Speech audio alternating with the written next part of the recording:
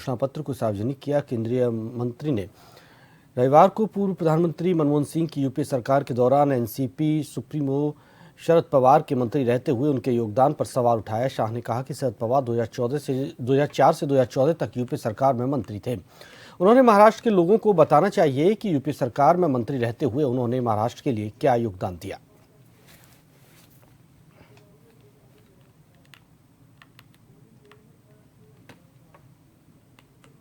आज मैं इस मंच से शरद पवार जी को पूछना चाहता हूं, 10 साल तक आप यूपीए की सरकार में मंत्री थे।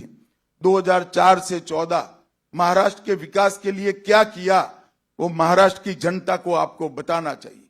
10 साल में यूपीए की सरकार ने, एक प्रकार से अघाड़ी की सरकार ने, महाराष्ट्र को सिर्फ 1,91,384 करोड़ रुपया, और नरेंद्र मोदी सरकार ने 14 से 24 तक 10,15,890 करोड़ रुपया